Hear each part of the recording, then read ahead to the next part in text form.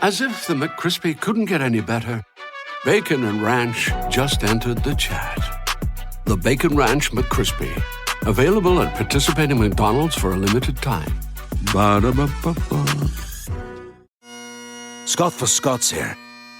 You ever want to grow new grass faster? Kind of like when you press the 2 times playback button on your podcast so you can speed through episodes. Except at Scott's Turf Builder Rapid Grass, you're speeding your way from a thin and damaged lawn to a thicker, stronger one in just weeks. Bit too fast, maybe slow it down. Okay, let's just go back to normal speed. Get a bag of Scott's Turf Builder Rapid Grass today. It grows grass 2 times faster than seed alone when applied at the new lawn rate, subject to proper care. Feed your lawn. Feed it. The Purple Mafia, with your host, Paladino Joey. Well, we'll see. The doctors would disagree, but what do they know? So let's just say that you'll pay me because it's in your interest to pay me. Is it worth it? I mean, you've won. Do you want to wipe everybody out? I don't feel I have to wipe everybody out, Tom. It's just my enemy. That's all. My father taught me many things. He taught me, keep your friends close, but your enemies closer. These are wonderful things that we've achieved, and there's no limit to where we can go from here.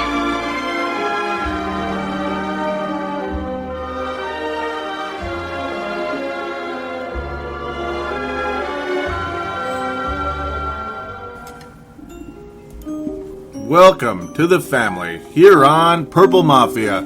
It is August 7th, Tuesday, 2012. This is episode number 114. Yep, 114 of Purple Mafia. I'm your host, Joey Wygen, or Paladino Joey. Thank you again, Dylan Richardson, who was kind enough to introduce me at the beginning of the introduction. Dylan Richardson, of course, is the executive producer of thesportstuff.com, which is where this wonderful show is hosted on thesportstuff.com. It is also hosted on iTunes. Thank you again, Dylan Richardson, for making this show possible. Appreciate it so very much. Well, yeah, it's been a little bit over 2 months already, so I apologize to the listeners out there that have been wondering what in the world's been going on. Yeah, I do apologize. I've met a few nice new people on there. We'll talk about you in a little bit here on the Twitter account. Very cool indeed. It's been too long, but at the same time, outside of the whole Percy Harvin thing, with my busy schedule, it's kind of hard to really get on here to talk about much at the time being a lot going on. So again, I apologize for the immense delay. I definitely could have came on here, talk a little mini camp, talk a little Percy Harvin and other stuff. I mean, there's always stuff to talk about with the Vikings, even if it is June or early July or something like that. So, again, apologize, but I'm back. We're back to talk the Vikings. It's the annual training camp special, Training Camp 2012, where we talk about the Vikings, the positions, and all that good stuff. Very cool. Justin in Rochester, we had a little conversation, so hello, shout out to you. That was on the Twitter account. By the way, twitter.com/Purple Mafia Show or at Purple Mafia Show. Do give that a follow. Would appreciate it very much. And, of course, there's the Facebook page, facebook.com/Purple Mafia Show. There is the call-in line also, 209-736-7877, 209-736-7877. Don't get bored out there, guys. Haven't heard a call, had no calls from you over the course of that 2-month time. It is a voicemail. Do treat it as such. Mention which show you're calling in for, which is, of course, Purple Mafia. Would be great to have you on board with me once again. Yep. So, yeah, as mentioned, of course, it's the training camp special. Some good stuff. We already talked about the stadium in episode number 113. Lucky number 113. I mean, you just can't beat what took place that day. That was good times. Minnesota Vikings finally have a stadium. We don't have to worry about that anymore. Now the hope is, hopefully we have a quarterback of the future. Hopefully we have the right coach in place. Hopefully Matt Khalil lives up to the hype, which a lot of people in training camp are saying absolutely, positively, as he was, more than holding his own against Jared Allen. In fact, actually beating Jared Allen at multiple points during training camp, believe it or not, leading Jared Allen to cussing Yeah, frustration. Can't believe it. What the hell? You know, stuff like that. Very cool stuff. So, speaking of luck, lucky number 113. Unfortunately, the luck not on the side of Greg Childs, tearing both patella tendon in both knees on an end zone play. That was very, very unfortunate. So, yep, as we're jumping right in right away here, that's kind of like the top story coming out of camp right now, unfortunately. In terms of like impact, we'll say he wasn't projected to be a major impact player right away. And in fact, his college career, his numbers declined greatly because of just too many injury problems. The guy immensely talented, but injuries up the yin yang over the course of his collegiate career, including a patella tendon tear. Yeah, I mean, gosh darn it, now he's got a tear in both knees. Unfortunately, a former Chicago Bear player had the same problem in the Leslie Frazier era when Frazier was there in the past. The guy never played again. So the fear does exist and persist for Greg Childs. He vows to return, but his return unlikely. The Vikings took a chance on the oft-injured, damaged goods, but talented and large wide receiver who could have potentially have been a gamble that struck gold. Well, right now, not looking that way. 4th round pick, not the kind of pick you want to throw away, but at the same time, not a 1st round pick. So, I mean, it's nice to gamble sometimes. The Vikings have been known to gamble a little bit with those 4th round picks. They gambled with Everson Griffin last year. We'll talk about him a little bit later when we get into the linebackers. Yeah, okay, he played some defensive end again also in training camp, but yeah, linebackers. Yeah, you can get you get the gist there. Everson Griffin took a chance on him last year. The guy that was supposed to be higher at one point, yeah, and obviously dropped because of character issues in USC. Greg Childs, of course, out of Arkansas, best buddy, best teammate of Jarius Wright. We'll talk about him later in the wide receiver conversation. Yeah, we're really just hope for the best for the guy, and that's all we can do. He was put on waivers on August 6th. That was, of course, yesterday. A.J. Love was signed to fill that wide receiver spot. A.J. Love, yeah, I know all about him. Yeah, he's, A.J. Love. Yeah, that's about it, right? Some of you may know about him, but, yeah, like I've said in the past, I'm not exactly the king of college football, so I'm not going to come up here and act and pretend like I know who it is, because I don't. I mean, if he was a really damn good college player, I don't think he'd be floating around out there to be a pickup in the first week of August. Yeah, I don't think he would have been floating around out there no, obviously not. So we'll just move on from that. Greg Childs did clear waivers, and we could say successfully cleared waivers. He has now been put on IR, so he's back with the Minnesota Vikings in spirit. Yeah, in spirit. Oh, and by the way, real quick, you may notice a slight change in the audio a little bit here. Hopefully it's a more of a dramatic change than a slight change, but, sometimes it's hard to tell. Yeah, got a new microphone, kind of got a replaced the microphone I had about 2 years ago. That sounded a lot better than the one I'd been using the last 2 years. Yeah, I got it replaced. I wanted to repair the other one, kept being lazy to fix it, but it just it never was fixed, and I just couldn't seem to get it right. Used a microphone that was still very, very good, but not as good as this one, so that was the case there. I thought the other one was kind of good enough, but I wanted to upgrade back to this one, so I hope you're noticing an improvement in the audio. It's just a little different, so yeah. And it's just in time for Minnesota Vikings football. Season number 5 of Purple Mafia's career covering the Minnesota Vikings. So, yeah, season number 5. Thank you again. And for those of you out there that have been around for all of those, hey, thank you oh so very much. And if you have out there, let me know on that Facebook page or on the Twitter account. Let me know if you've been listening to Purple Mafia Show since 2008. Those of you out there, you are a very special group of people. Thank you also very much. A guy that's not been here since 2008, he came around in 2009, Percy Harvin. there was a little bit of foolishness going on with him about a month and a half ago, back in June. He would ask to be traded. There was a schism, there was a schism.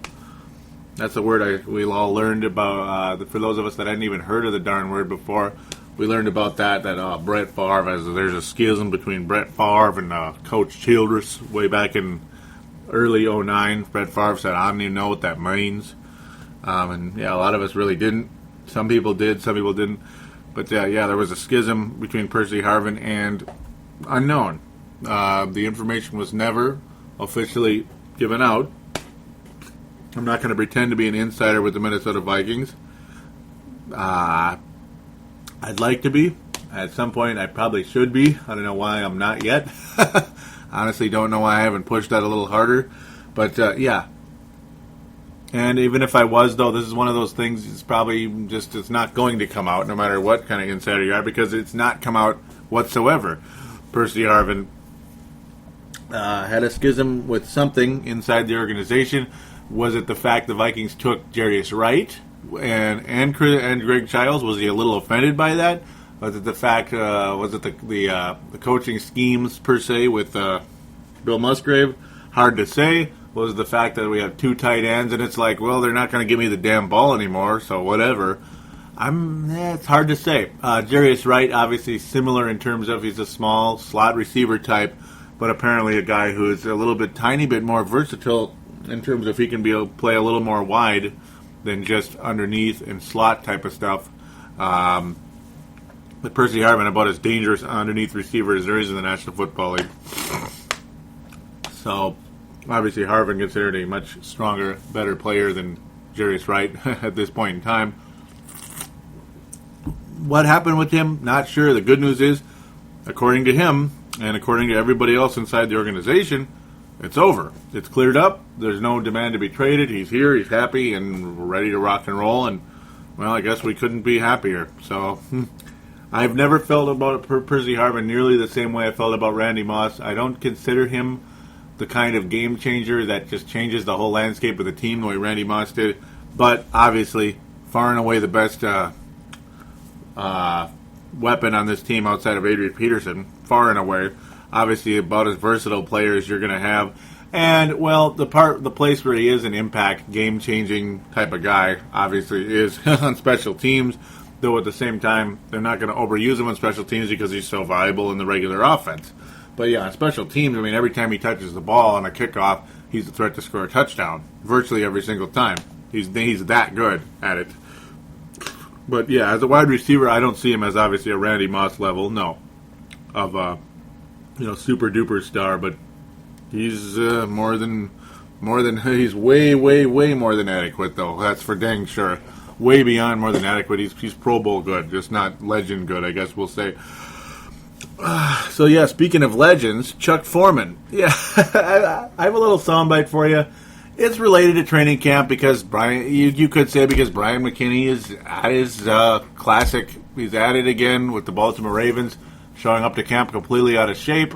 Same S word, different day, you could say. Same stuff, different day with Brian McKinney. Out of shape again, the guy will never learn. So Chuck Foreman had a little something to say about the aforementioned Bryant McKinney. Let's talk a little bit about this club. Okay. And if anybody or anything has caught your eye yet, very early here in training camp. Well, I tell you what I do like. I like our number one. Our number one. Mr. Khalil? Yep. Okay. Unlike Brian McKinney, I mean, you can tell he's in shape. You know, now, Brian had all the talent in the world. Are you worried about him again a little bit? Nope. Because you know what? If he hadn't learned by now, he deserves what comes. Didn't show up for practice, saying one thing or another. I mean, he's a mama's boy, man. He grew up, his mother raised him. I don't know. I think he lacks heart.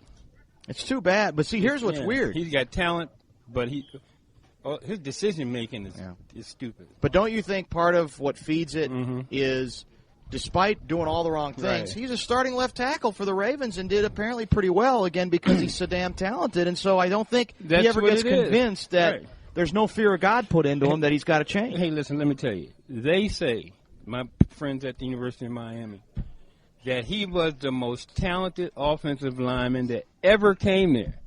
Ever. Period. But was he the best? No. But when he got in the games, he's just that natural talent. Even at 400 pounds, he was last year at the Ravens, I'm from Baltimore area, and he had a heck of a year last year.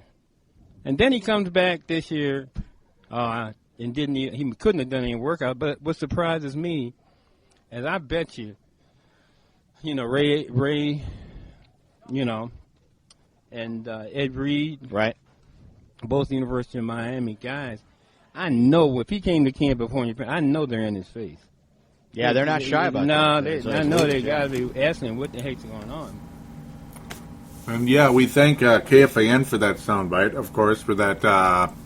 We'll cite KFAN for that, of course, on the Dan Barrero show.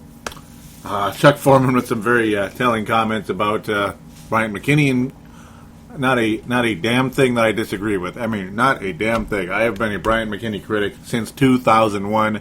Since 2001, ladies and gentlemen. Not since we drafted him, but since he started to hold out. Bryant McKinnie, from day one, was an asshole. He really was. An asshole of an NFL player. And that's about as open a comment as I can ever say on this show, pretty much. Yeah, he really was. Just as a player, he was that. As a person, I guess that too. But, yeah, entitled, fat and happy over the wrong stuff. Just whatever. Fat and lazy is more like it.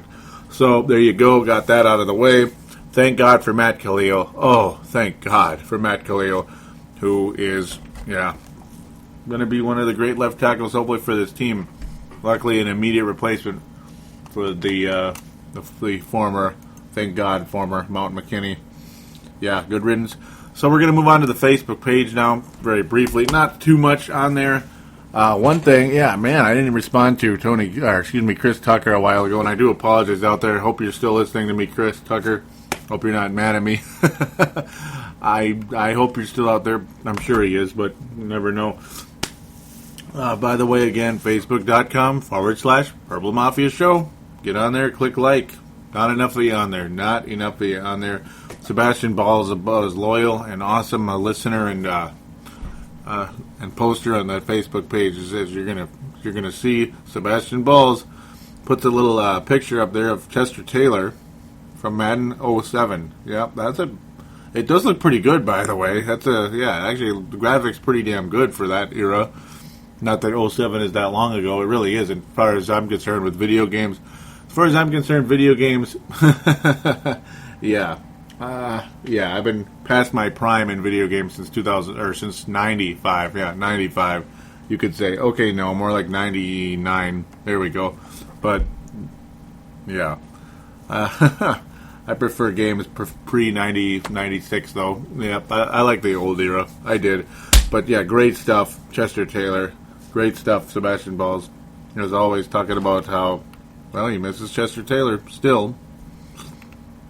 Chris Tucker. That's right. Chris Tucker says, hey there, wanted to ask a question. I've been mulling over since last season, since EJ. And I think I did respond to this. Maybe I accidentally erased it. I have no idea. No idea. But he says, since EJ is clearly done, and we have already used Everson Griffin at outside linebacker, OLB, of course, because he is a crazy athlete. But parentheses, we use him as a gunner on special teams. Yeah, a damn good one, by the way. Why not try him at middle linebacker? Middle linebacker, huh? Would be a beast at both stuffing, run, and rushing the passer, clearly. Plus, if he is as athletic as they say, why could he not cover a tight end? Would welcome any feedback. Oh, and I thought I wrote something there, Chris. I'm really sorry. I do apologize. I don't know. I'm kind of disappointed nobody else responded to that. And, well, the funny part is Chris Tucker, the great NFL mind he is, was dead on. The Vikings thought the same way because the guy is going to be a linebacker. Outside linebacker, unfortunately, not middle linebacker yet. Maybe someday, but they've been trying him at outside linebacker. And unfortunately, at the same time, they're putting him on only the third team, which is kind of third team, really. Huh. That's a little low, but maybe it's because he's just still learning the position from scratch, which is kind of sad, but he's damn good at it. And, of course, a gunner on special teams. Yeah, Everson Griffin is a very, very, very, very good football player, and hopefully he can keep those character issues in check. Great post. Chris Tucker deserved a much, much bigger response than it got. I'm really sorry. Hopefully you're not too disappointed in us there. Cedric Paulding says, "Hey Joey, what's the problem with Percy?" And my thought was unhappy with his role in the offense. I do think that also, because the two tight ends of Wright and the addition, two tight ends and the addition of Wright. Yeah, that's kind of the thought I felt. Also, Jerome Simpson, how he gets a lot of, I didn't even mention that earlier, how he seemed to get a lot of credit. Christian Ponder seems to love Jerome Simpson so much. Now all of a sudden Percy's like, well, what the heck? What about me? I mean, I'm a superstar. What about me? Come on, give me the ball. So that was my thought then, and it's still my thought now. Tony Coleman posts in early July, or mid-July, you could say. He says, "So I'm looking at the Vikings schedule for the upcoming season, and I'm seeing no Sunday night football and no Monday night football. We've got a Thursday night game, but other than that, no night games. What's up with that? No biggie. I just noticed that." And for me, it's because the Vikings have had an awful record. Probably not much draw from the media at this point in time, and the media and all that stuff. The media members and NFL network types are probably thinking, well, this team is probably not going to be that much better this year to warrant the major national stage at this point in time. Well, we'll see where that goes. I hope, for the sake of all of us Minnesota Viking fans that have been very loyal to this team for a very, very, very long time, I hope that they prove them wrong. That we, as we like to call ourselves, the Minnesota Vikings, prove the doubters wrong. That's just pretty much that's where things stand there. Yeah, not many, unfortunately, not too many posts. I believe Sebastian responded a little bit to some stuff. Here we go. I could back to that. I mean, it's kind of mild stuff, but might as well read it since not too many. Not much going on here. He said Sebastian was excited. He said, "Great," when I said I'm going to be doing a new show soon. Of course, that was almost 2 weeks ago. I appreciate him very much. I appreciate everything he said. He says he's got his new Vikings hat and new Nike Vikings jersey. So pumped, Joey. My only question is, oh man, I wish you said who was on the jersey. Yeah, that's my question. Who's on the jersey? Yeah, is it Christian Ponder? Is it Adrian? Is it Percy? Told Percy? Is it Jarius Wright? Is it Greg Childs? Yeah, Greg Childs. Yeah, did you get your Greg Childs jersey? No, I hope not at this point. Greg Childs may never see the light of day. But, man, he was a guy I was excited about. I was really, really excited about. It was, man, I mean, I thought, there you go. There's your little sleeper. Steal the draft. Maybe not steal the draft, but kind of a sleeper. Yeah, he's sleeping all right. That totally sucks. God, that sucks. Oh, man. I think Vikings, he deserved a better fate, just like a lot of us Viking fans do as well. There was a guy on here that I'd like. There he is. There he is. Love it. Yep. I don't even know how to pronounce that, though. Looks like Lear Gravel. Hopefully I'm pronouncing it right. He says, "When's the next podcast?" This is back in June. Enjoy them all the way from Wales. So very cool of you, man. Very, very, very much appreciated that you are willing to say that about my show. Thank you very much. I really appreciate your listenership. And it shows you Purple Mafia's worldwide, folks, all the way from Wales, ladies and gentlemen. That's right, Wales. And he says, "Cool, who's the best to fall on here for the Vikes? Think Ponder can step it up. Hope the throat has cleared up, by the way." And I appreciate him saying that. Yeah, because, the last show, the previous show, there was a long delay before that one because my voice was just screwed up. And then I finally was recording and my voice was still screwed up. It was about 2 weeks. The show was about 2 to 3 weeks after what I wanted to do because of that. The stadium delayed that as well for about a week there. All that stadium chaos. Oh, man. So I appreciate that, Lear Gravel. I mean, there's there's a lot of people to follow on there. It's kind of, I can't really mention all of them. There's like a million people on there. Maybe check my followers list, I guess. Lyric Gravel. Check guys that I follow. That's probably the best thing you can do, I would say. There's a lot of people to follow, and it's hard for me to like pick favorites because it's not nice to other people. You know, that's the one thing. Matt Emer, there you go. He says, only have one podcast I subscribe to, and that's Purple Mafia. Thank you very much, Matt. I love you. Very much appreciated there. Very much indeed. I do believe... Well, no, there's some more on here. Yep, Justin in Rochester, he says that he has downloaded and listened to my shows from the 2009 season since I missed them back then. Great show. So thank you very much, Justin. He says that, when am I going to do the next show and all that, and I was telling him about when. He says he was out of touch since mid-09, but we'll be back. Can't wait for the show and the season. Thank you again, Justin, for that. He says he loves my show. I felt the need to purge myself of the missed time, so I listened to the 2009 playoff episodes, still shaking my head as we blew the NFC Championship game. And I was telling him about how that show is a raw emotion, and it was. Do check it out, ladies and gentlemen. Episode number 58 of Purple Mafia. Go on the sportstuff.com, go on the Purple Mafia archives, and go keep hitting older until you get to episode number 58. That's right. That is probably my best work to date because it was pure emotion. I didn't get any sleep after that game because it kept replaying in my head. I mean, ladies and gentlemen, I am a very passionate fan. I was so in a lot of pain. Still remember it to this day. But Justin Rochester said he felt it. In hindsight, it is good. I did not listen when it came out, as I would have broken something. And it's a miracle that I didn't break something. Honestly, it really is. It really is. So yes, again, those of you out there, follow me at Purple Mafia Show if you could. That would be very much appreciated. Yep, at Purple Mafia Show on Twitter. That would be very cool. So that pretty much concludes the interaction with the fan base at this point in time. So it's time to move on to the official training camp conversation, and we will get to that right after this.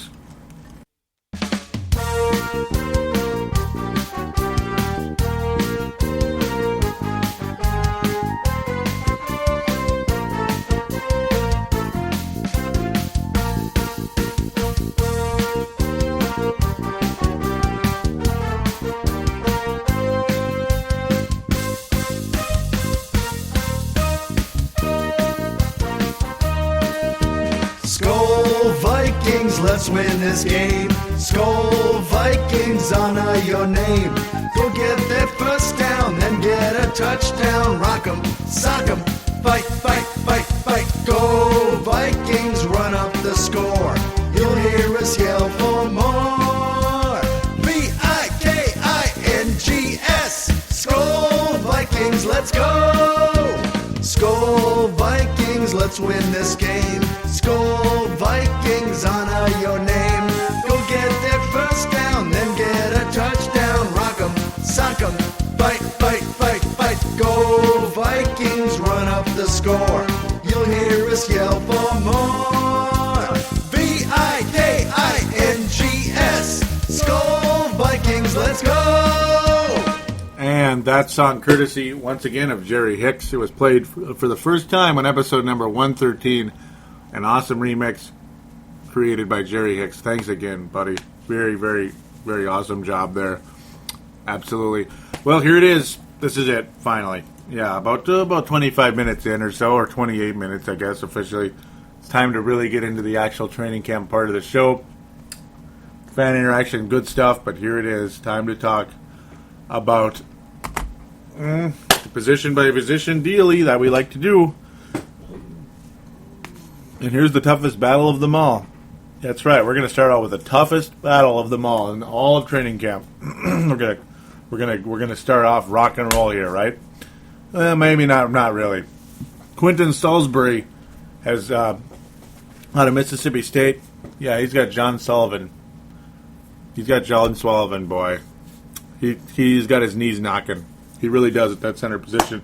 No, probably not. Quentin Salisbury, pretty much just fodder in training camp at this point in time. Very unlikely to make the team at this point.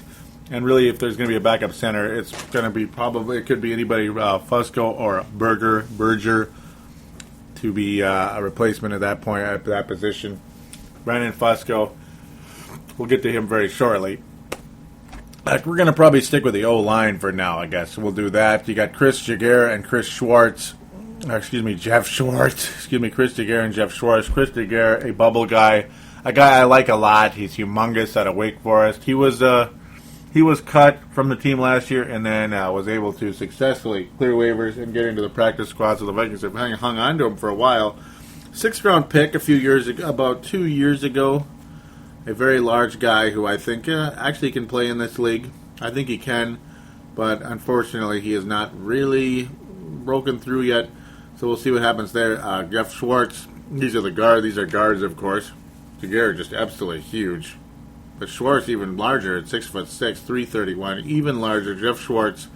Unfortunately, though, he's had surgery. He's out 4 to 6 weeks.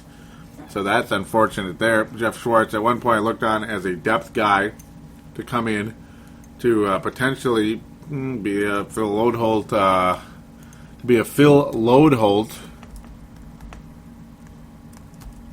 Insurance, excuse me. But it's just one of those things where there's not really much you can. There's just not really much you can do with that. Injuries happen. That's part of training camp. That's one of the curses. It's a sports hernia surgery that Jeff Schwartz had to go through, unfortunately. So he is recovering from sports surgery. Relatively short, 4 to 6 weeks. Good thing it's not in the regular season. So there's a small shot that he'll be back in time for the regular season. Maybe week 2. But he'll be back in time for the start of the regular season. But maybe week 2 if it comes to it. September 9th is quite a long ways away. Well, yeah, it's 4 weeks away or so.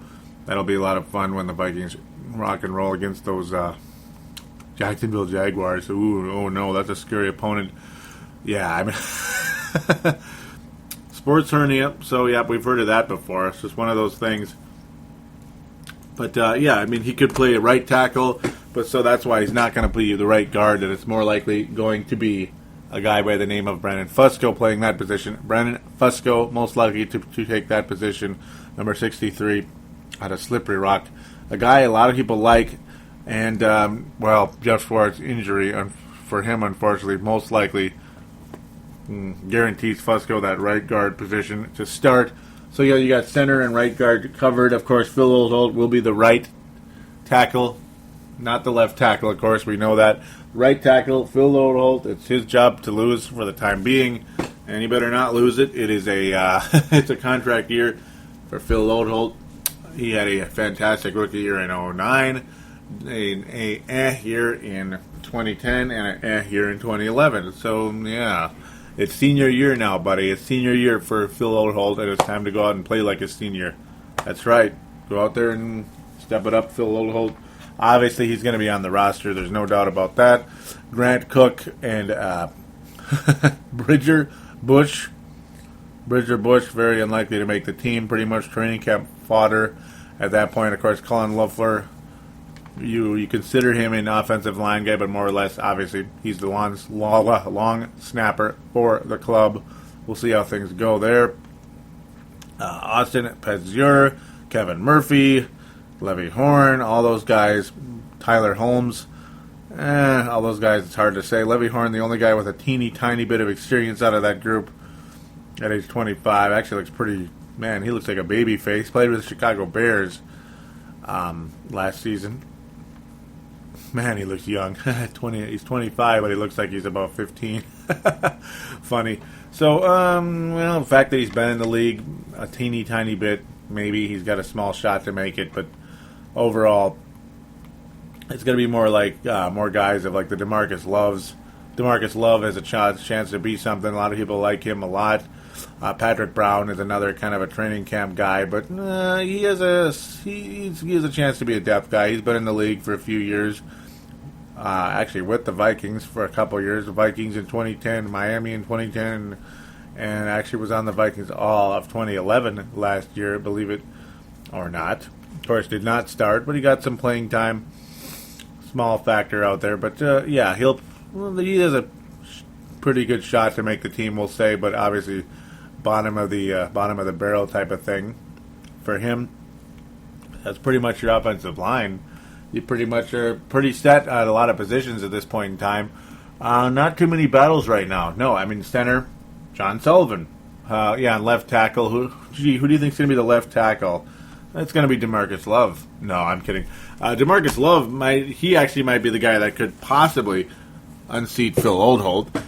Matt Khalil obviously is safe, very safe at left tackle, being how damn good he is.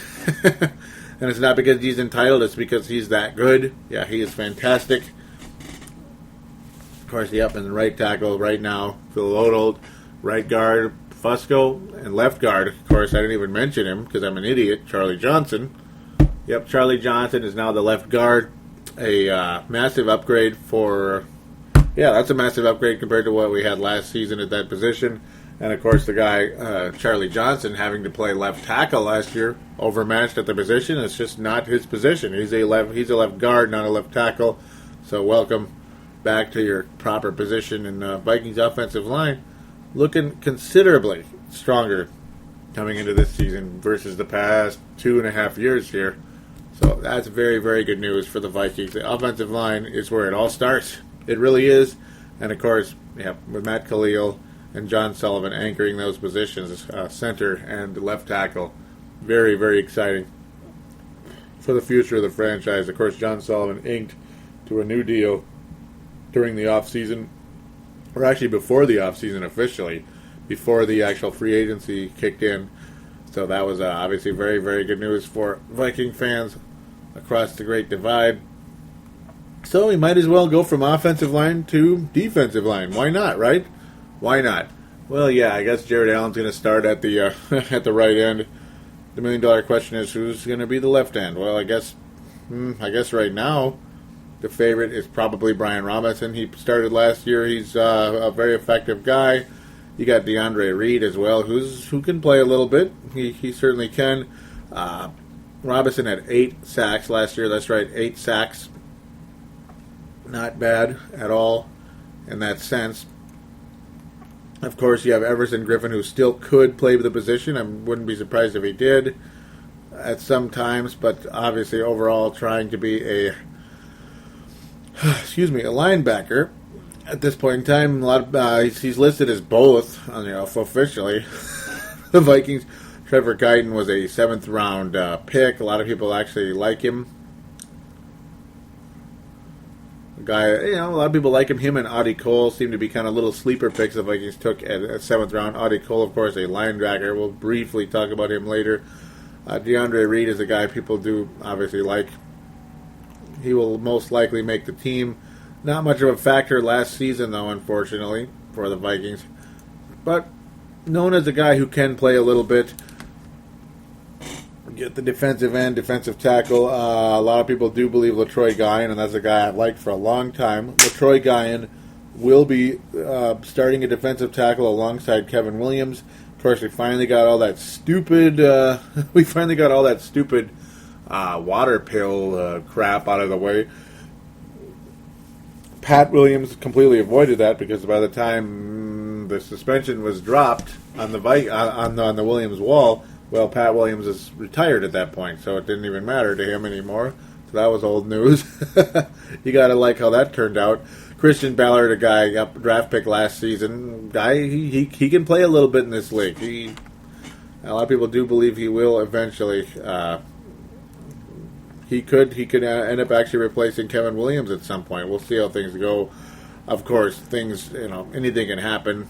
Other guys can emerge. Maybe somebody will come in the draft in the next year or two before Kevin Williams does indeed walk away from this league, emerge and take over the position. And then, at minimum, Christian Ballard is a depth guy and defensive tackle. Of course, Fred Evans has long been a very, very nice player. He's actually going into his 7th season with the Vikings already. Fred Evans has been, he's been a factor for a long time. Not a stat guy, but a nice run stopper, always a factor. A guy who I think, at times, is a guy who I think could start, in multiple teams in this league. Jeff Charleston, a guy who's been in the league elsewhere, he's okay. Numbers don't really. He's been on the New Orleans Saints in the past. Numbers aren't amazing, but they're not bad. I got to think at minimum he's a depth guy, and he's got to be better than Remy Doyle, the SOB we had last year from the Saints. Can't really imagine him being much of a factor for the Vikings. And couldn't imagine him being much of a factor for the Vikings if he was kept around, but of course was not, and good riddance to him. We'll see how things go there. Other guys at the position, Nick Reed, don't know too much about him. He's another one of those guys. He's kind of a depth guy. Again, played with the Bears, played with Tampa, played with Seattle. He's been in the league, so he's got a shot to stick at but probably going to be playing special teams and a deep reserve role in inactive type of thing, active, inactive here and there. Kind of like, people get hurt, people get banged up. That's what his role would be potentially if he was able to crack the roster. But other than that, most of the other guys are unlikely to make the team. Maybe they'll shoot up and surprise somebody, but I'm not hearing much about that at this point in time. So that's pretty much it. Defensive line for the Vikings obviously still as strong as ever. I mean, we didn't lose anybody. You still have Jared Allen. You still have Brian Robinson and Everson Griffin, a guy I actually thought might unseat Brian Robinson, instead has moved to linebacker, so that's interesting how that turns out. It's actually very interesting. So obviously, all accounts are very high on Iowa's own Christian Ballard, number 99. Christian Ballard, a guy who could be something. Of course, he's not even a defensive end. That's the funny part. So yeah, it does make you wonder. It really does. Everson Griffin, it really does make you wonder because Ballard is a tackle. He's more likely to actually replace, like I was just talking about, Kevin Williams. So, it does kind of make you wonder. Jeff Charleston, maybe, but he's already 29 years old. He's only a year younger than Jared Allen, for Pete's sake. Anthony Jacobs, not sure if he's really going to be blowing anyone's socks off. He was a Minnesota Gopher. He's a Northfield, Minnesota native. He's a rookie. We'll see. Go get him, Anthony, I guess. Yeah. Not many Minnesota Gophers are blowing anybody away at this point in time, unfortunately. So let's stick on the defensive side of the ball. Let's go to linebacker. Yeah, Everson Griffin is playing linebacker. Yes, he is. Everson Griffin is a linebacker at this point in time. Of course, playing with the second and third teams. Obviously not with the starters for whatever reason. You got to like that, right? Marvin Mitchell, more than likely to stick with the team. Obviously, he was a veteran that was brought in. He's more than likely to be a factor on this team. Marvin Mitchell, possible backup middle linebacker or backup multiple positions in the linebacker position. Chad Greenway, inside linebacker. You got Aaron Henderson, outside linebacker. And, well, here's the big question mark. Jasper Brinkley, middle linebacker. Jasper Brinkley, middle linebacker. A guy a lot of people had a lot of high hopes on. Missed the whole season last year, unfortunately, I believe with the ACL. That was a shame. So he goes from missing the entire season to being named the starter because they basically say, "Hey, EJ, it's been good, and that's it." Yeah, it's your contract year. Well, you kind of stunk last year, so we're not signing you. And yeah, EJ Henderson was extremely disappointing last year. He was basically invisible. His younger brother, Aaron Henderson, has obviously worked his you-know-what off beyond belief. And Aaron Henderson is a full-time starter. He's even a nickel linebacker as well. It'll be him and Chad Greenway in a nickel situation out there. So Aaron Henderson going to get a ton of playing time this year. He was very good, according to a lot of ratings out there. Excuse me for the there. But yeah, he was very valuable according to a lot of ratings out there. a guy who's always on the ball. He really is, like, literally on the ball in many situations. He's very good at keeping up with plays, basically. So, Chad Greenway, I thought, was behind on a lot of plays. Honestly, an uber talented guy, but a guy, like I like to coin the term quality tackles. He didn't have a lot of quality tackles last year, where you either stand a guy up or even actually take him down, send him backwards behind the line of scrimmage, where it seems like more or less you're the one turning around, scurrying, and pulling him down from behind, rather than standing him up or pushing him backwards. So that's obviously what a quality tackle would have been. Greenway seeming to be behind a lot of guys. So to me, Greenway, not a franchise linebacker, though. On this team, he's the best overall guy, I suppose, at this point in time. Aaron Henderson, the number 2 guy.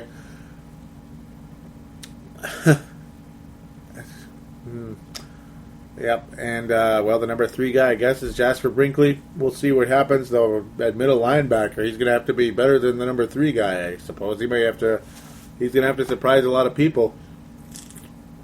And not only is he going to have to play great, but he's going to have to stay healthy.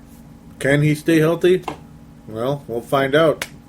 We're going to find out with number 54, Jasper Brinkley, if he can indeed stay healthy. He was a 4th-round pick a few years back in 2009, I believe, if I remember correctly. Adi Cole, a guy a lot of people like, North Carolina State, 7th-round pick. Who knows? Larry Dean's been with the team a few years. He's okay. Probably will be back this year unless somebody else unseats him. Not sure who that's going to be. I got to think he's going to be a depth guy, a special teams guy. Larry Dean has proven himself in the past. Tyrone McKenzie is a guy who could make the team as well at outside linebacker depth.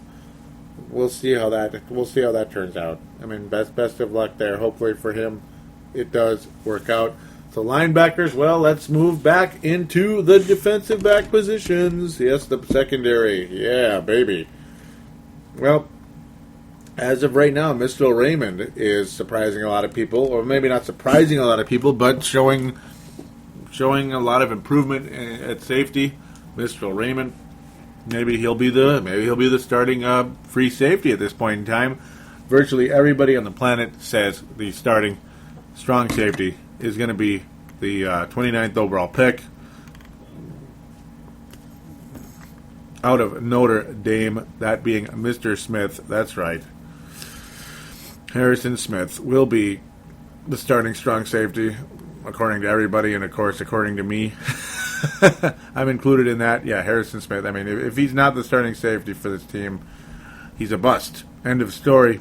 Jamarcus Samford, still a member of the team. Believe it or not. Yeah, he is. Eric Frampton, he's a special teams ace, but also might see some playing time at safety, as he has at times here and there. The guy can play, but yeah, obviously special teams ace and a nice number 2 safety. Robert Blanton, taken in the 5th round out of Notre Dame. That's right, Fighting Irish again. We'll see what happens. I mean, this the safety position just recently looked like total garbage. Just last year, looks kind of strong now. I can't believe I'm actually saying that. It actually looks kind of strong at safety. Robert Blanton, obviously not perfect, but Harrison Smith has been on the ball in virtually everything. Always right there when the play needs to be. A lot of people very, very encouraged with what they're seeing out of him, looking like a first-round pick. And that's what a lot of you want to hear out there, don't you?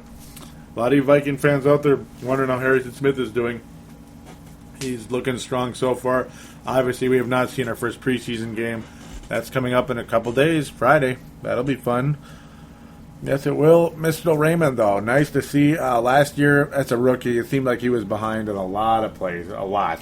He improved a little bit as the year went on, like the end of the year, but it was complete garbage time. And, yeah, garbage time when you're like a terrible team and you're playing against other terrible teams or like deep, or you're like backup players, whatever, in meaningless games, that you're going to lose, and the other team is either completely out of the playoffs or they're completely in the playoffs already and they're not afraid of you. Whatever, man. It's not like you're a superstar just because you seem to do well in that type of situation.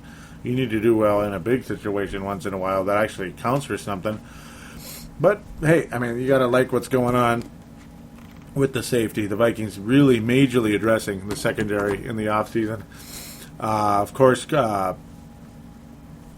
Bowman, Zach Bowman, former Chicago Bear, a guy that not only is cornerback depth for the Minnesota Vikings, but he's also safety depth. There's a possibility he could play safety as well. So you got to like what's going on with that at very least. You got Brandon Burton, cornerback out of Utah. He was a guy who was on the team last year as a rookie. Will he make the team? Will he not? I think he's probably going to make it. A lot of people actually like Bobby Felder. He's one of those guys. He's kind of like last year's Mr. Raymond, where a lot of people see him as, oh, wow, there's some steam there. He's got a shot at maybe being something. We'll see what happens. First preseason game is still yet to come up. Oh, Josh Robinson. Yep, Josh Robinson. Hamstring. He has not played one iota in training camp, and he will miss preseason game number 1. That sucks, because a lot of people thought Josh Robinson, obviously a big part of the future here in the secondary. He's not going to be out there. Damn it. Antoine Winfield, a big part of the past for the secondary. Huge. In fact, one of the greatest cornerbacks that's ever donned purple. And I mean, absolutely one of the greatest, if not the best. He is just an unbelievable over the years. He's now 35 years old from the Ohio State. That's right, the Ohio State. Not that I'm a fan of them. It's just that's the way they say it. Oft injured, unfortunately. Seems like whenever he gets hurt, he's out. He's just out. Whenever he's hurt, he's screwed. And if he does come back during the seasons that he is hurt, he sucks. And that's what happened in 2009. Just imagine if Antoine Winfield was healthy in 2009. Oh, my God. Just imagine if Antoine Winfield was healthy in 2009. Oh, my God. Oh, my God. Oh, my God. Oh, my God. Okay, move on, Joey. Antoine Winfield still very much a part of the team. And as far as I'm concerned, still considered a starter as far as they're concerned as well. Marcus Sherrill's a valuable special teams guy, extremely valuable special teams guy out of Minnesota, and a depth guy at cornerback. Will play on Sundays once again. Welcome back, Marcus Sherrill's. I was a fan of his about 2 years ago even. Been kind of rooting for him all along. Back in 2010, yes. Wanted him to be on this team.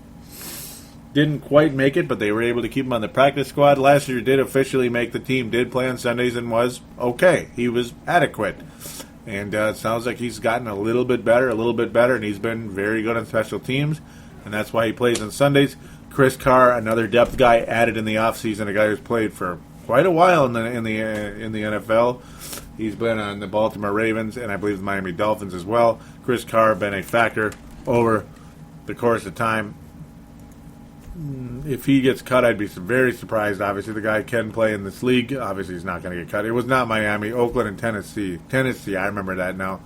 Pardon me for that. Lots of players in front of me, and you get a little confused at times. Probably thinking of Lex Hilliard there, who played on the Dolphins. We'll get to that later with the running backs. But Chris Carr, a factor, and, of course, Chris Cook, most likely going to start. It's looking to be Antoine Winfield and Chris Cook starting at cornerback, Harrison Smith, and, oh boy, opening day starter is going to be, in my prediction, Mistral Raymond. Mistral Raymond will be the opening day free safety for the Minnesota Vikings. And Robert Blanton, well, we'll see.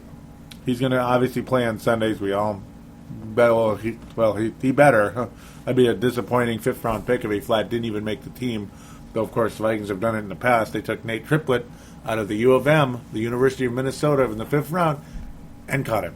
That's right. He didn't even get through training camp. The very first training camp of his career, they caught him. So, but I don't think it's going to happen with Robert Blanton. A lot of people do like him a lot. He was taken for a reason, and we'll see how things develop from there. The rest of the guys, the Chris Strouds, Corey Gatewood, very hard to say what's going to happen with them. I mean, you never know. People do jump up, but very rarely. Burden probably going to be the last guy to make the team, though maybe not. He just might not. Felder, we'll see. He's kind of the exciting little sleeper out of Nicholas State. Yeah, where? Well, you never know. It happens. stranger things have happened, and they continue to happen. So that's the defensive side of the ball. The only other defensive player officially you can say is the punter, because that's considered defense. Chris Kluwe, yeah, no competition at the punter position, and no competition necessary. Chris Kluwe is an outstanding punter. When he doesn't kick the ball to Reggie Bush in the Superdome, he's a great punter, and that's about all there is to it. Thank you again, Chris Kluwe. Put down the Guitar Hero though, would you? Okay, sorry. Yeah, he's a little bit goofy for me, but that's cool. It's okay. I'd rather you be goofy though than be overly serious and boring, like a lot of people out there are very much overly serious and boring. Nobody likes that crap. So, yep, there's your defensive side of the ball. Overall, the personnel on the defense probably a little teeny bit better than the offense, obviously. A lot of people would tell you that, but maybe. The linebackers, I think, are a little soft. I think a little soft, a little thin. The defensive line still as good as ever, I think. Hopefully Jared Allen's not going to be feeling the age anytime soon, though to repeat a 22-sack season is almost impossible in this league. And Jared Allen and Josh Willingham of the Minnesota Twins wasted. It's just a bummer to see such a waste of such a fantastic season to play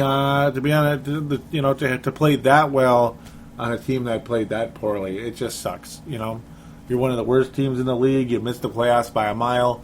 Josh Willingham of the Twins, obviously with 29 home runs already, probably very good chance he's going to hit 40 home runs for the Twins, which is insane. A Twin with 40 home runs is like, yeah, it's like a Viking Super Bowl MVP, Super Bowl ring. It just doesn't happen, not yet. Yeah, you just hate to see such a great season go to waste. That the Vikings had to have a crappy year during the time that the player had an awesome year. It just sucks to see that it wasn't like 2009 when he was playing that well. Yeah. But we'll get off of that. We're going to move to the offensive side of the ball. And since we ended with a kicker, we'll start with a kicker. Blair Walsh, the K-ball is yours, buddy. Go out and kick. Yeah, Blair Walsh. Yep. The guy who did not have the most accurate leg last year in college is going to have a very accurate leg this year for the Minnesota Vikings, because there's going to be a lot of close games this year, obviously. We're an improved team. We're probably going to be in a lot more games this year. The record or the schedule, not that scary. There's a couple tough games. There's obviously 2 games that are going to be tough no matter what, and that's the Packers. But there's obviously several other tough games, including San Francisco down the road. Game 3, I believe. Oh, boy. It's, Blair Walsh, 22 years old out of Georgia.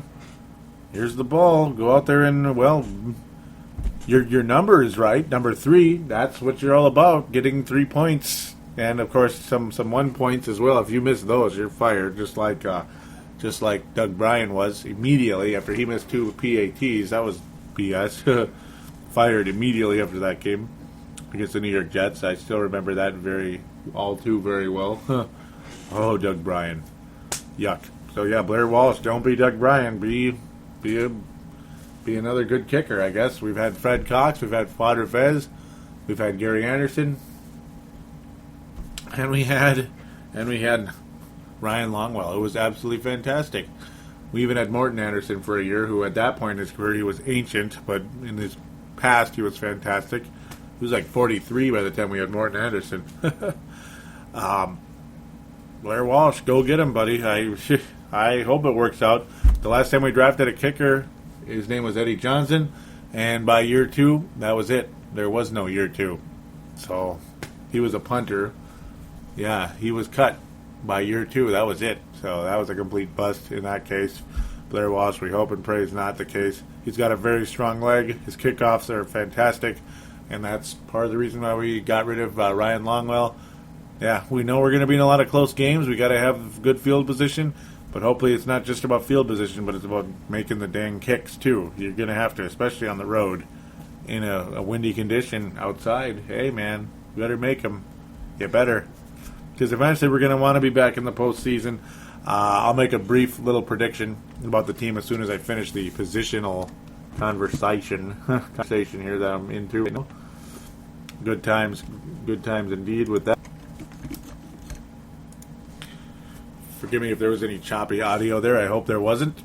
Just checking something there. But we're moving on to the offensive side of the ball, as already mentioned. The kicker. Yeah, the kicker. Well, let's move to quarterback, I guess, right? You're going to have to do it at some point. Yeah, the starting quarterback is Christian Ponder. There is no battle, as I thought there was going to be, and apparently there's not. It's Christian Ponder. He's the starting quarterback. Joe Webb is probably going to be the number 2, but Sage Rosenfels will get a crack at number 3, but more than likely will be a member of the team regardless. And I'm thrilled that Sage Rosenfels is here. I am.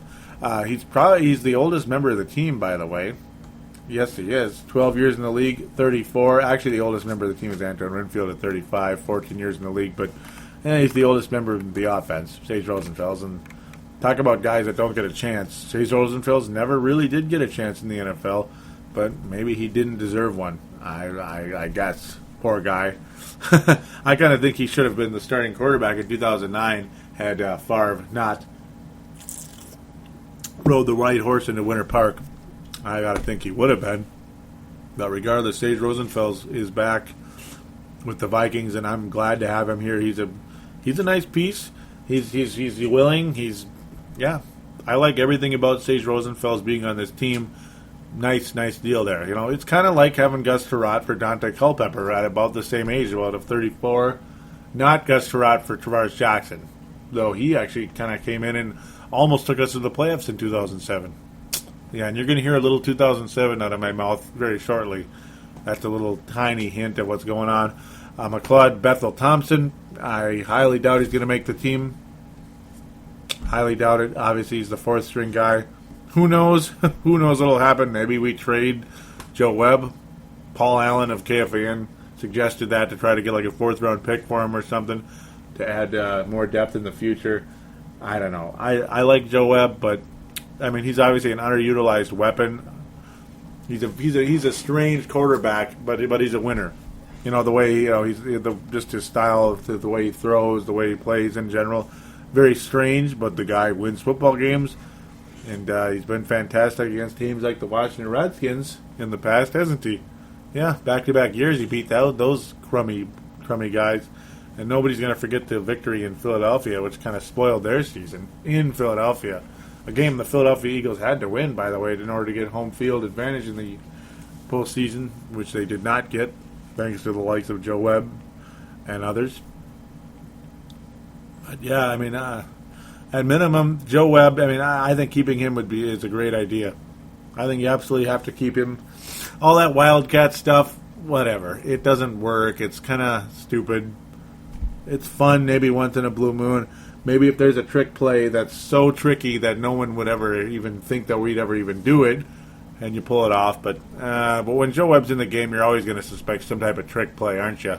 If he's in the game just randomly, not because he's like playing full time because Ponder's hurt or something or had a terrible game, you always kind of suspect like, whoa, so Joe Webb's in there all of a sudden. Gee, you think they're going to run a trick play? Yeah, of course.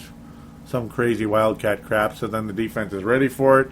And it's 2 yards of cloud of dust, and Chris Kluwe's job security will be strong as ever when we do plays like that.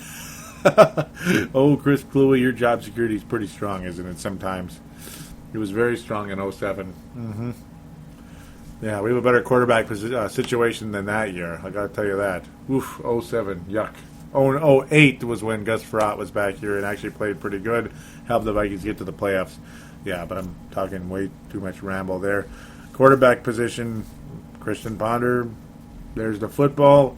Hopefully you're better than last year. You better not be the next Rex Grossman. That's all I got to say. Running back, Adrian Peterson.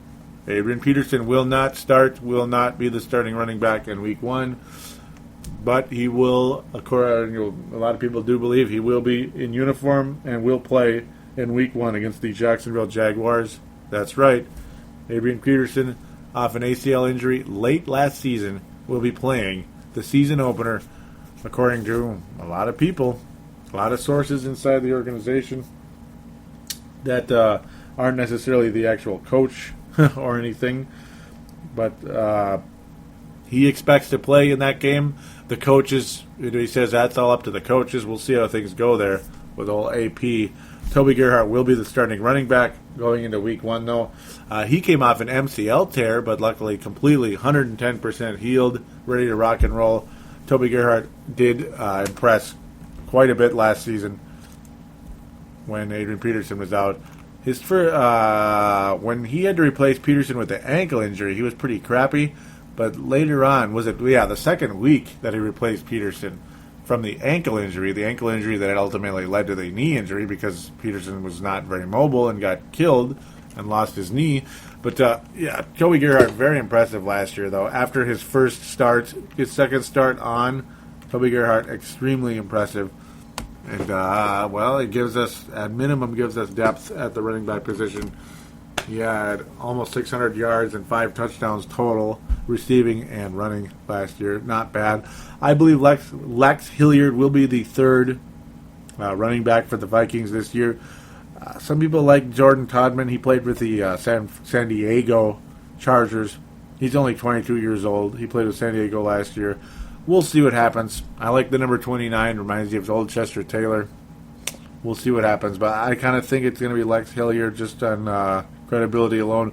Derek Coleman. No, not the former New Jersey Nets power forward back in about 1990. But former UCLA Bruin, age 21. We'll see. Unlikely, but you never know. Crazier stuff happens. Remember Caleb King was actually a member of things, but he ended up losing his job because he was, I believe it was drunk driving. I forget what happened, but he got arrested for something earlier in the year. Didn't do notes on it. I don't really do notes on fourth-string running backs that get arrested very much, so apologize for that. Lots of other stuff to talk about. Yeah, Lex Hilliard for me is probably going to get it. Special teams and all that. Play 28 years old already, though. We'll see where things go from there. He could be kept, he could be cut. Who knows? And a lot of people probably don't really care too much, but I could see him being a special teams guy for the Vikings, as he was with Miami, the Miami Dolphins. Well, now we move on to tight end. We're going to stay wide receiver for last. Tight end, John Carlson is mentioned, out at least 2 weeks with a knee injury, a sprain of the MCL. John Carlson, former Seattle Seahawk, missed all of last season. Chris Schwartz missed all of last season as well, by the way. That's the other guy I mentioned a while ago, the right tackle, right guard, all that good stuff. That guy, yep. Both of them missed all of last season. But yeah, John Carlson will not be playing for now. So hopefully he'll be ready by the season opener, maybe by the second game against the vaunted, they're so good, the lucky Indianapolis Colts with their horseshoe and their quarterback. Yeah, we'll see what happens there. Alan Reisner, a guy who was kind of in and out of the roster last year. He's kind of a dark horse to make the roster, as well as Mickey Schuler. Both of those guys are dark horses. They're most likely fighting for one spot. Kyle Rudolph, looked on as the franchise tight end for the Minnesota Vikings long-term out of Notre Dame. Number 82, Kyle Rudolph, the franchise tight end, according to a lot of people, and I mean a lot of people. And a lot of teams are using the two good tight end approach. Vikings are trying to do that with John Carlson and Kyle Rudolph. We'll see where things go there.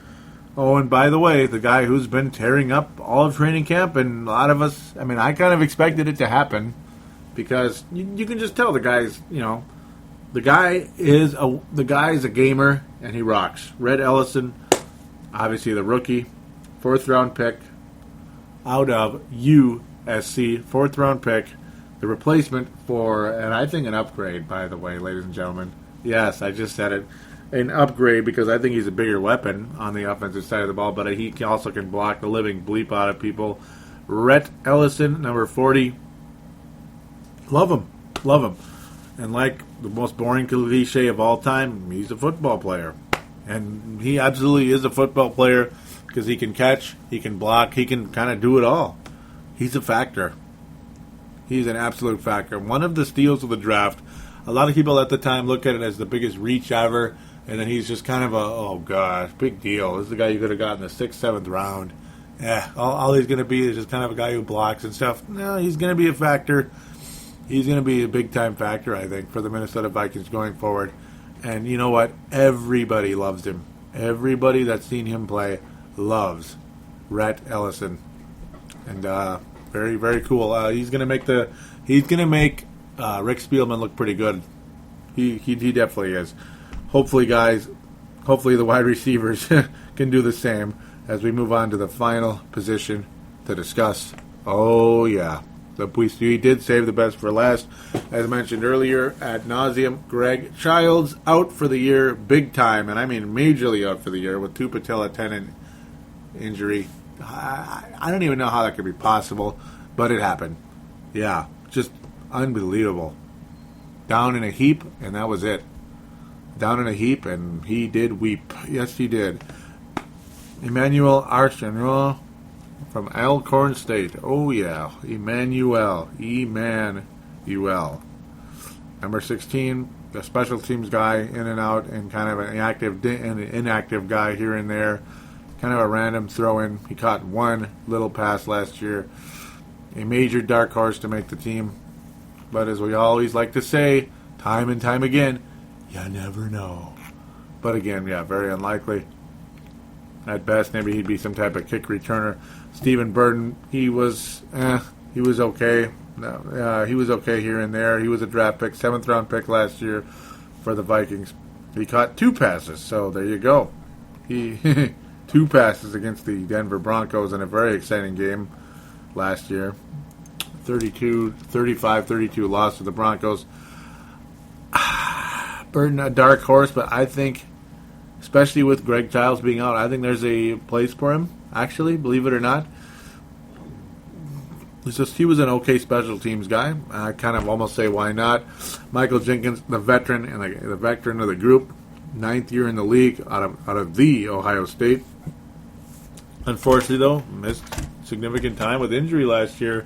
That was costly and painful for the Vikings. And how dare he wear that number? I mean, how dare he wear number 84? It's just sad. But he can play in this league. But this might be his last year in the league. Honestly, I wouldn't be surprised if this is about it. He's going to have to play better than he did last year. He was a factor at times, and he was a complete non-factor at times. And obviously, he's going to make the team, I got to think. Though you never know. Sometimes they get rid of the old guy. Though on a team with almost no old guys, you kind of need to keep some. Percy Harvin, obviously the franchise receiver at this point in time, a slot receiver that you can't miss. I can't miss slot receiver. The overall star of the wide receivers. Almost 1,000 yards last year, but I mean, and with such poor quarterback play, with the likes of McCrap, Donovan McNugget, he was just terrible. He really was. But still, for Percy Harvin to put up what he did, almost 1,000 yards, 6 touchdowns, and of course special teams like stud when he is put on special teams. Obviously, you're going to try to protect him as much as you can, have him more on the field in the real action, and off during special teams, just because he's that franchise receiver right now, at least currently. And Jerome Simpson, a guy everybody's excited about, is going to miss the first 3 games, as mentioned a cajillion times. Talent up the yin-yang, but maybe not talent up the yin-yang, speed up the yin-yang. Obviously, everybody is very talented. Let's just hope he's not the next Qadry Ismail, because he does drop passes. Yes, he does. Qadry Ismail, the fastest guy ever, but drop passes. And boy, did he drop a lot of passes, did Qadry Ismail. I hope and pray that Jerome Simpson is not that type of player. And yes, I do know what Qadry Ismail is, and yes, I watched him play the whole time he was on the Vikings. Oh, yeah. Yeah, I'm that old. This is my 20th season covering the Minnesota Vikings. I started watching in 92, not covering, 20th season watching the Vikings, 5th season covering. Actually, 6th season covering, because I did cover them on YouTube in 2007. 6th season covering, that's right. Thank you very, very freaking much. 5th season of Purple Mafia, though. Paladino Live was YouTube. Yep, youtube.com/ or Paladin Joe. But that's another story. See some old videos if you want. Jerome Simpson, number 81. Is he the next? Is he? Is he the next AC? Is he the next Anthony Carter? Yeah, nah, he's taller than him. Different player. Maybe Jarius Wright. Yep. Jarius Wright, absolutely. Yeah, if he did, Jarius Wright. Hopefully, he'll be a factor. He was awesome in college. He was absolutely awesome in college. Will it translate to the NFL? We'll see. Not hearing that much about him in training camp. Of course, you weren't hearing much about Greg Childs either. You really weren't hearing much about either one. Hopefully, it's not bust and bust. Bust, steal, bust when it comes to the fourth round. You got Jarius, you got Ellis, you got Jarius Wright, Rhett Ellison, and then Greg Childs. Back to back in the fourth round. We'll see. Hopefully it's not bust, steal, bust. Hopefully it's steal, and steal. Yeah, right. I don't know about that. How about just good pick, steal, and eventual steal with Greg Childs? We'll see. Wishful thinking, probably. You got AJ Love, baby, out of South Florida. AJ Love, just got him, man. He's wearing number 87. Just like Mike Tice used to wear long ago in a galaxy far, far away. Oh, yeah. AJ Love. Nah, he's just here to be here right now. Kerry Taylor, he's another one of those he's another one of those off-season, what do they call those? Training camp steam guys. We're up. He's playing really good right now. But will we know who the hell he is 3 weeks from now? I don't know. No idea. We'll see where that leads. Nobody really knows. Brian Walters, another guy who's okay out of Cornell. Played with the San Diego Chargers last year. And another guy that caught 3 passes. Woohoo. Well, it's 1, 2, 3. There you go. The Burdens and the Archinos. Oh, and who can forget Devin Aroma Shadu, the guy who really did resemble a Kadre Ishmael last year. A guy with a lot of speed. A guy who could be extremely explosive, but a guy that drops a lot of passes. He had nearly 500 yards, but only 1 touchdown, and he could have easily had about 6 or 7 last year. Easily, had he not dropped passes, because he broke loose big time. He's got the explosiveness to break loose, blow by people, and get open, but then he didn't catch the ball, or the quarterback play sucked so hard that the ball was not put in the right position. So it was a combination of things with Devin Aroma Shadu, who absolutely deserves to be back on this team. I was actually very happy to hear that they re-signed him. Well, he doesn't deserve to be on the team because he's so good, but he's a guy I, at minimum, would like to take a flyer on. See if we can get it right this time, because I think he's the kind of guy, if he could get it right, he's going to put up some nice numbers, man. He's gonna put up at least Jerome Simpson type stuff, like last year's Jerome Simpson. Hopefully this year's Jerome Simpson is better than last year's. We'll see what happens. That's the sad part. It's like we're kind of hoping for somebody to blow up that hasn't blown up. That's the one thing with Jerome Simpson, and Devin Aroma Shadu isn't necessarily a guy you're hoping will blow up, but he's like a weapon here and there. He's a guy I thought was could have been the number 2 receiver on this team, but when you don't catch the ball, it's kind of like a running back that doesn't hang on to the ball. It's the same thing. You can have all the explosivity in the world, but if you can't hang on to the ball or you can't catch the ball, whatever, man. You know, it's like a pitcher that's got all this stuff, but he can't throw strikes. Well, I almost said something. Well, bleep it, you know? Well, bleep it. I mean, maybe they can't play. You got all this skill, but you can't even throw strikes. What the hell, man? It's like that. It really is. It really is. You know? You got all these crossover dribbles, and you can't put the ball in the basket. Come on, man. Put the ball in. Seriously. Score once in a while. You know, stuff like that. Okay, enough of the comparisons. With that said, though, I think the Minnesota Vikings, I think this year is going to be similar to 2007. That's right, 2007.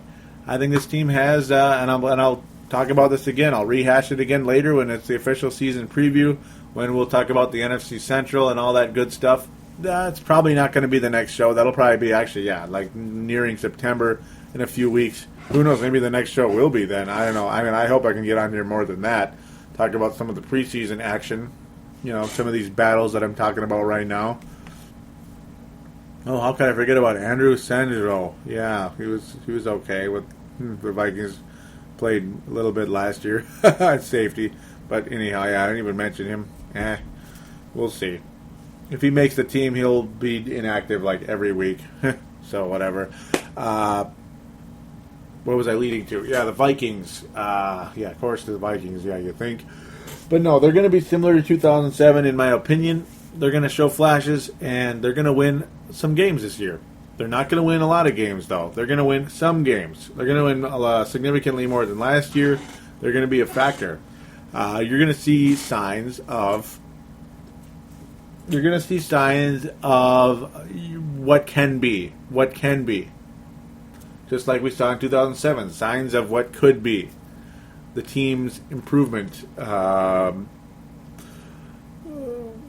Leslie Frazier will keep his job, in my opinion, at this point in time. I was actually going to save that for the preview, but I'll just say it now for the time being, and I'll say it probably again on the preview. With that said, I think Leslie Frazier keeps his job. I think the Vikings go 7-9 right now. That's my prediction right now. I may change it, and that's why I'm saving it. I might even bring it up every show. But as of right now, I think the Vikings go 7-9. They do not make the playoffs, but they are in the hunt for a while. They're in the hunt at least into November or so. Unfortunately, we'll be disappointed for those of us out there that thought they were going to sneak into the postseason. Nah, I don't think so. I think the division and the conference is too good. And I think the team is just too young and not ready. I think they're just not ready, which is bad news for the likes of Adrian Peterson, who we'll see what happens. But the guy is obviously a freak. The guy is he recovered very quickly. He's young, but he's not as young as he was. But to see him recover like the way he has, it's pretty impressive. He's recovering like a 22-year-old when he's actually about 27 already, which is kind of sad when you think about that. But, clearly this is going to be an improved team. We're going to see signs of what could be. Yes. So possibly 2013, the Vikings 10-6 and beyond, maybe even better in postseason. Well, I think we could be working towards that direction. Yeah, 10-6 and up. It's going to be all hinged on Greg Childs. No, it's going to hinge on everything, but especially the likes of Christian Ponder and Adrian Peterson, and of course the Simpsons and Percy Harvins. And you hope some of the guys in defense can develop as well. A lot of it also depends on, a lot of these draft picks need to pan out. Like, not all of them, but a lot of them. And we need another good draft. We're another draft or two away from really being able to say, you know what, this team is really stacked, ready to rock and roll. We're the next Green Bay Packers, baby. We're a couple drafts away. But this first draft will set the foundation in a big way. Set the foundation for the future of the franchise for the next 3 to 5 years, and we'll see where things go here. As of right now, I'm optimistic. It's going to be a fun team to watch, but if you're expecting playoffs this year, I'd say slow down a little bit. If they're 8-2, okay, they better make the playoffs, because if you go from 8-2 to 8-8, boy, you suck. Boy, well, maybe not suck, but boy, you really, really teased us. And that's not cool. That's where you'd suck for teasing us. That's about it right there. That about sums it up. It's been a lot of fun talking about this stuff. It's exciting. It's nice to have football back. It's nice to finally talk about it. It's nice to have a good microphone again rather than a mediocre one. Hopefully it does sound better. Hopefully you notice an improvement. Sometimes you just don't. Sometimes there's just too much background crappy noise in here, and I apologize for it at times. But thank you for being a part of things. Thank you all for your listenership. I appreciate it. Those of you out there. And don't be afraid to introduce yourself to me on Twitter, on Facebook, and, of course, on the sportstuff.com message boards. And, of course, the phone lines as well. We'll get to all that now. Thesportstuff.com/boards. Thesportstuff.com/boards. Do go to that. Get a screen name. Sign in. Screen name. Yeah. Do register your screen name. Talk to those of us out there that in the football forums. They're split in divisions. You could talk about all the teams in the NFC Central. You could go to other divisions, obviously. Talk about the Eagles. Talk about the Chargers. Who knows? Who cares, right? No. Yeah, I mean, we'll see what happens. We'll see what happens there. But it'd be great to have you on board those those forums. Excuse me, boy, getting a little tired here. I don't know why, but it would be spectacular to have you on board those pages. It would. Facebook.com/Purple Mafia Show, and then at Purple Mafia Show in the Twitter account as well. Like and or follow those respective accounts. Would love that also very much. And again, like I said, introduce yourself. If you haven't yet and you've been listening to me for 5 years, for 2 years, 1 year, 6 months, whatever, first show, introduce yourself. Don't be shy. I'm here. I'm your buddy.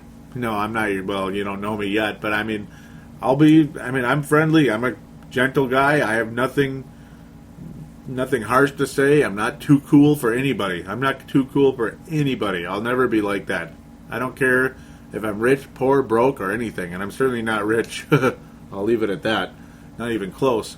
But those of you out there, I'll never be too cool for you. Don't be too cool for me, though, huh? Talk to me. Don't be too cool for me. Talk to me. That'd be terrific.